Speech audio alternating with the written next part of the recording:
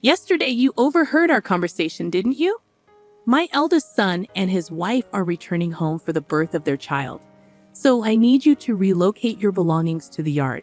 Excuse me, but you can't have kids, and you don't assist with my son's work. The least you could do is clear some space. Besides, I'm paying $10,000 in rent, and this situation is becoming tiresome to manage. I've been living with my mother-in-law, but now she wants me out because my brother-in-law and his wife are returning. With my mother-in-law, brother-in-law, his wife, and my husband all in the house, it's becoming too crowded. I've been trying to keep things running smoothly, but it's turning into a hassle. I'm done pondering about it. All right, I'll leave, but I can't just leave my belongings in the yard. I'll come back later to collect them. You're leaving? Thank you, that's a big help. Ignoring my mother-in-law's protests, I began packing my things and left the house within moments. 7 seconds after stepping out, I reached for my phone and dialed a junk removal service. Once I stopped contemplating, nothing could hinder my actions. I'm Linda, a 40-year-old ed consultant. My husband, Mark, also 40, manages 3 restaurants as a sole proprietor. Despite assumptions due to our age, we're newlyweds. Both workaholics, we tied the knot later in life. Marriage seemed unlikely for me until a chance encounter at a bar altered my perspective. As a regular at Mark's restaurant, we struck up conversations. Over time, our relationship evolved, and we began dating. 2 years later, we married. Moving into Mark's spacious house, which he shared with his 70-year-old mother, seemed practical at first. But living with my mother-in-law soon proved challenging, prompting regrets over my hasty acceptance. Inquiring about the necessity of such a large house, my husband revealed hopes of his older brother returning one day. Consequently, we rented a bigger house, though perhaps too large for our needs. Well, I got married and you came, so I guess it all worked out, I said as my husband unpacked my books, arranging them neatly on the shelf. With a smile, he shared stories about his brother Daniel, who seemed to drift from job to job. Despite Daniel's uncertain path, my husband harbored no ill will towards him. Don't talk about that kid. What if he really comes back? My mother-in-law's voice interrupted, appearing at the doorway, casting a shadow over what would soon be my office. It was evident she held a dim view of him, unlike my husband. It was understandable for a mother to harbor reservations about her eldest son's lack of responsibility. However, I couldn't shake the worry that someday my husband and mother-in-law might clash over Daniel. I'm not too fond of you either, Mom. Come on, we're going to live together now, so stop saying things like that. I intervened, hoping to diffuse any tension. She walked away with a soft padding sound of her slippers. I'm sorry. I'll talk to her, my husband offered. It's okay. I got a similar talk when we met for the wedding. I'll work on building a relationship with your mother as we live together, I assured him, placing a book on the shelf from his paused hands. It seemed my age, 40, was a sore point for my mother-in-law. While not impossible to have children at this age, it presented challenges. Daniel, Mark's elder brother, unmarried and childless, added to her disappointment. In her eyes, I failed to fulfill the traditional wife role, much like Daniel as the eldest son. Despite her initial coldness, our married life began. Her indifference towards me became apparent, but I resolved to build a relationship over time. However, Mark's struggles with his restaurants weighed heavily on my mind. Are you okay with your work? I asked, concerned. It's pretty bad. I need to take action soon, but it's tough to arrange the finances, Mark admitted, his head in his hands as we sat at the dining table. I abandoned the dishes to sit beside him, listening intently. As he expressed his worries, it became clear that our financial situation was dire. With prices soaring and expenses mounting, closure loomed over another store. You're Mark's wife, but you don't help out at the store. You just do your own job. Can you really say you're fulfilling your role as a wife? My mother-in-law's voice cut through the air from the living room, overhearing our conversation. I pondered what was going through her mind, but she had her own unique perspective. Mark had been navigating the restaurant business for nearly a decade, overcoming numerous obstacles along the way. I had faith that he would overcome this latest challenge as well. However, my harsh words pierced through the air. You, his wife, shouldn't be making that face. Are you trying to feed into his anxiety and make him fail? What a terrible wife. Her voice dripped with spite and venom, while her words stung. I couldn't deny that there was some truth to them. Instead of letting her words discourage me, I chose to take them as motivation to support Mark even more fervently. Flashing a reassuring smile at my worried husband, I resolved to stand by him through thick and thin. A year later, as my mother-in-law had predicted, Mark managed to turn the situation around and avoid closing another store. See, I told you, I said triumphantly, hoping to prove my worth to my mother-in-law. However, her response was far from supportive. A stupid wife who can't even trust her husband. Don't drag Mark down. Her words cut deep, but I tried to brush them off, considering it a small victory that Mark's business was thriving. But just when I thought things were balancing out, I received shocking news. Rumors of Mark's affair. My heart sank as I struggled to comprehend what was happening. How could he betray our marriage like this? As I grappled with this devastating revelation, Daniel, Mark's brother, called for him. It seemed Daniel's girlfriend was pregnant, and they were facing financial struggles. They asked if they could move in with us and work at Mark's restaurant. While I mulled over how to confront Mark about the affair, my mother-in-law swooped in, discussing Daniel's situation with him as if I weren't even there. It was a strange turn of events. She used to criticize Daniel for not living up to his responsibilities, yet now she was advocating for him, all for the sake of a grandchild. I couldn't shake the feeling of unease as I watched Mark's troubled expression. It seemed he couldn't refuse his mother's request, even if it meant inviting more complications into our already tumultuous lives. I had hoped that Mark would stand up to his mother, but it seemed like wishful thinking. He kept glancing at me, likely concerned about my reaction. With the worsening relationship with my mother-in-law, Mark's affair, and now the prospect of living with Daniel and his family, the problems kept piling up. Overwhelmed and not knowing where to start, I decided to abandon my thoughts for the day and just go to sleep. The next day, being a holiday, and likely due to extreme mental fatigue, I slept in until late morning. With Mark at work, it was just my mother-in-law and me at home. Dreading what she might say about my late rising, I reluctantly headed to the living room. "You sure slept in. Must be nice to have such leisure," she said, surpassing my expectations. Then she brought up the conversation Mark and I had the day before. "Daniel and his wife are coming back for a maternity leave visit, so move your stuff out to the yard," she said bluntly. I was still groggy from sleep, wondering if she meant for me to live in the yard or to leave the house altogether. "You can't have kids anyway, and you don't help with Mark's work, so you should at least make room for Daniel and his family. We have 2 spare rooms left, so if you leave and your office is free, we can have a bedroom and a nursery for Daniel's family, and a storage room for their stuff. Don't you think the room count and usage are just perfect?" It became clear that she was indeed telling me to leave. Realizing that my mother-in-law now saw no reason for me to be in the house as a wife, since she could see her grandchild, and considering the hefty rent I was paying, I was too tired to deal with it all. Silent with my mother-in-law, the only sound in the living room was the ticking of the clock. "Okay, time to leave," I finally said, having rested my mind. "I've decided it's too much trouble to worry about what happens to Mark, my mother-in-law, Daniel's family, and their future." I chose to leave the house.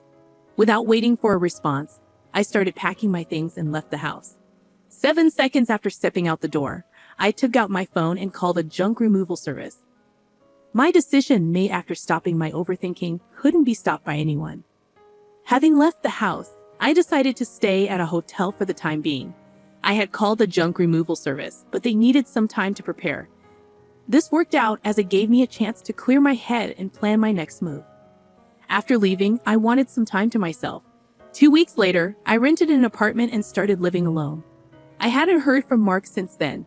He probably assumed I'd eventually come back. The thought of Mark taking the situation lightly infuriated me. However, today was different.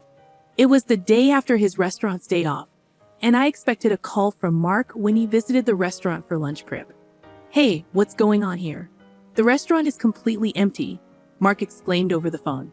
"Just as I thought," I chuckled. "Mark, I could explain over the phone, but it would be more efficient if your mom was there too. I'm heading to the house now. Can you come back? You can open the restaurant anyway, right?" Unable to contain my amusement at Mark's reaction, I hung up and started getting ready to leave. Upon arriving at the house, my mother-in-law immediately started yelling at me. It seemed Mark had only explained half of the situation. An unfamiliar couple was in the living room, apparently Daniel and his wife. They looked confused and anxious, not fully understanding the situation or my mother-in-law's extreme anger. "Why would you do such a thing? The restaurant can't operate now," my mother-in-law scolded. "It's my restaurant, so there shouldn't be a problem with me starting the closing process or having the items I bought disposed of by a junk removal service, right?" I countered. "Huh? Your restaurant? What are you talking about? Why don't you explain, Mark? You haven't told your mom, have you?" my mother-in-law questioned. Mark began to explain, looking uncomfortable. Seeing that we were getting nowhere, I decided to clarify. Before turning 40, I was single and working in ad consulting. We didn't have a wedding ceremony, nor did we buy a new house after getting married, so I had saved up quite a bit of money. I lent Mark $200,000 to help turn around his struggling second restaurant branch. $200,000? But you can't just hand over such a large amount of money to your spouse, right? My mother-in-law interjected. "That's why I decided to buy the rights to the second branch and become its owner," I explained. I left most of the management to Mark, so there wasn't much for me to do as the owner. The only change was that Mark shifted his focus from the main branch to the second one for its recovery when Mark's restaurant was in crisis. I felt it was imperative to show my support alongside Mark. It was when my mother-in-law scolded me for not displaying enough trust in my husband that I made the decision to back Mark wholeheartedly. My form of support came in the form of the money I had saved during my single years. "Mark, is this true?" my mother-in-law asked, her tone tinged with disbelief. "Yeah, it's true," Mark confirmed. "She said it was okay if I failed and wasted the $200,000. She gave me the money, but since it was such a large amount, if it was going to fail anyway, she suggested becoming the owner. The plan was to pay back the borrowed $200,000 from the restaurant's earnings, but it was simpler for Linda to become the owner and have the restaurant's income go directly to her. It also meant that she could decide whether to close the restaurant or not. That's a lie. Can something like that really happen? My mother-in-law explained. Understanding her skepticism, I decided to provide some evidence. I spread documents like the business license transfer of rights agreement and lease agreement on the table, proving that I was the owner of the restaurant. My mother-in-law's face turned red as she confirmed my name on those documents. "Why didn't you say anything about this? You always talked about how you believed in Mark and how the restaurant was recovering, right?" she demanded. "Even before we got married, you always encouraged Mark like that. He felt pressured by your words but tried to live up to your expectations. Not wanting to disappoint you as the head of the household, he's pretty cold to people like me and Daniel who don't fulfill their roles, right? That's why Mark couldn't tell you he borrowed a large sum of money from me. He could have just told me," I explained. "Mom, Linda, I'm sorry. This situation is my fault for not being decisive enough. If I had managed the restaurant well from the start, Linda wouldn't have had to lend me money. And if I wasn't such a weakling, I could have told you the truth," Mark interjected. Mark and my mother-in-law apologized, and it seemed as if everything was resolving nicely. However, I wasn't satisfied, and the discussion was far from over. "That's a misunderstanding. I'm far from being satisfied, and the discussion is far from over. Let's settle this matter next," I declared, handing Mark divorce papers. "Why divorce? This is supposed to be a reconciliation, right?" Mark protested in shock. "Don't just assume we've reconciled. You might think it's a secret, but I know about your affair with the part-timer. All the part-time workers knew about it too," I said firmly, displaying an image on my smartphone. "Wait a minute. Closing the second branch and a divorce? What's going to happen to the rent for this place? My mother-in-law's voice shook. I haven't mentioned that yet. I've been paying the entire rent of $10,000 a month for this house. Is that also true? I inquired, directing my gaze at Mark. His shoulders slumped, confirming the truth of my words. It's true. When the restaurant's revenue started falling, Linda started paying half of it. But as revenue continued to drop, the amount she had to cover increased. Eventually, I ended up paying it all, $10,000 a month. It's the same as my salary, so I paid all the rent. And Mark covered other living expenses like food and utilities. Mark explained, his voice tinged with resignation.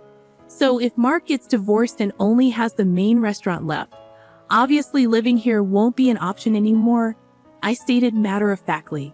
The weight of my words seemed to deflate both Mark and my mother-in-law, as if they had just finished an exhausting boxing match. Daniel and his wife, now somewhat understanding the situation, hesitantly joined the conversation. What does that mean? We came back here and can't live here? Sorry, Daniel, I expressed sympathetically. Right now, I don't have the means to help you with a restaurant or a house. Come on, do something. We're having a baby. At least give me a job, Daniel pleaded desperately. We have enough part-time workers. In fact, we need to cut down on staff costs. Mark will work hard, so just wait a bit longer, I interjected, trying to maintain some sense of order. That's what I'm talking about. Stop saying things like that, Daniel, Mark protested, frustration evident in his voice. As the argument escalated, it became clear that the future was uncertain for everyone involved. Witnessing the brothers dispute over their mother, the mother-child relationship also deteriorated. Now, Mark and his mother were living together reluctantly in a smaller apartment, hardly talking and creating an awkward atmosphere. After the divorce, I first dealt with closing down the restaurant. It was a bit of a hassle, but as the owner, it was my responsibility. However, the fridge, cooking equipment, tables, and chairs I had removed were fairly new, so I managed to sell them at a good price. Adding just a little more money allowed me to finish the restaurant's closure. Though it was a brief period, being a restaurant owner and handling its closure was an experience. I believe these experiences will be useful in my AI consulting work someday. I guess work suits me better than marriage. Convinced of this, I continue to work hard. Today, after the tumultuous events that unfolded, the conclusion of this saga brought a mix of resolution and uncertainty. The revelation of the true ownership of the restaurant, coupled with the exposure of Mark's affair, exposed the fractures in the family. The decision to close the second branch of the restaurant added a layer of financial stress and uncertainty about the future. Despite the apologies, it became clear that reconciling the strained relationships would be a complex and ongoing process. The introduction of divorce papers, a decisive move by Linda, added another layer of complexity to this situation. The betrayal of trust, both in the marriage and the business, became a pivotal point that left the characters grappling with the aftermath. As the fallout extended to Daniel and his family, the once close ties between the brothers strained, revealing the fragility of familial bonds under pressure. The uncertainty about living arrangements and financial stability left everyone involved facing an uncertain future. The emotional toll of the conflicts was palpable, as seen in the strained relationships and the awkward atmosphere that settled over the characters. In the end, the story leaves us with a sense of closure regarding the restaurant's closure and Linda's decision to end her marriage. However, it also leaves many questions unanswered about the characters' futures and whether they can rebuild their lives and relationships after the storm that shook the foundations of their family. The resolution, while bringing some clarity, marks the beginning of a new chapter for each character as they navigate the aftermath of the choices made and the consequences faced.